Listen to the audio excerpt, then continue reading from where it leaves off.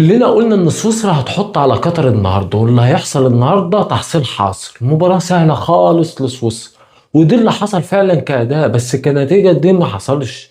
لأن الحقيقة اللي حصل معجزة في الدقيقة 94، تسجيل هدف في آخر هجمة في المباراة عشان يجن جنون كل المشجعين اللي كانوا موجودين في الملعب.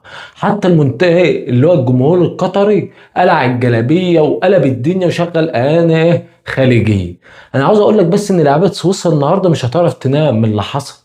انت متخيل ان سويسرا سيطرت على المباراه كلها بالطول وبالعرض، لدرجه ان المباراه كلها كانت بتلعب يعني ايه في التلت الاخير بتاع قطر. يعني اللي كان بيعدي نص الملعب كان بيرجع يقول لزمايله شاف ايه هنا. انت متخيل ان سويسرا سددت 26 تسديده، صنعوا 6 فرص محققين، كانوا كسبانين 1-0 وكانوا قادرين يسجلوا جون واثنين وثلاثه واربعه لغايه الدقيقه 94. يعني الدقيقة 94 اللي هو آخر هجمة في المباراة. يا خراب على اللي حصل يا جدعان، انتوا متخيلين ان المدافع ابو علام ده يطلع ويسجل هدف عالمي؟ اللي عمله بقى حارس المرمى محمود ابو دادا بقى دي الجنون كله. دي من ضمن اعظم اداء شفته لحارس عربي في كاس العالم في التاريخ. النهارده منتخب سويسرا شاطط، بقول لك زي ما قلت لكم قبل كده 26 شوطه منهم 6 يعني اكيد. والجون اللي دخل فيه دخل من ضربة جزاء، وكمان الكورة شكلها اوفسايد. انت متخيل؟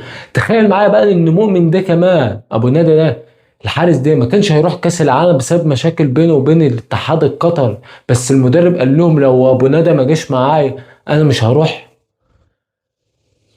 انتوا متخيلين ان اللاعب اللي ما كانش هيروح كاس العالم والمدرب امن بيه وطالب بيه وقال لك انا مش هروح كاس العالم هو اللي يجيب الفوز النهارده؟ من اعظم يعني من اعظم الاداءات اللي شفتها لحارس مرمى في كاس العالم.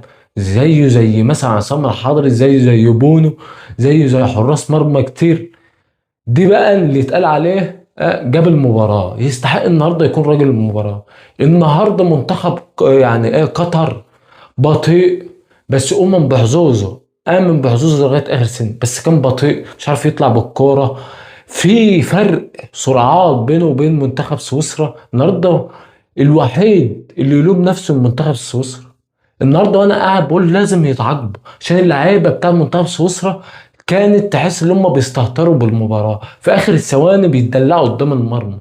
عشان كده كنت متاكد ان هيخش فيهم جول، ان هم يستحقوا ان ياخدوا درس زي النهارده، يستحق. فالف مبروك، الف مبروك للمنتخب القطري، والف مبروك لابو ندى، الف مبروك لكل خليجي النهارده. حاجه عظيمه، حاجه عظيمه.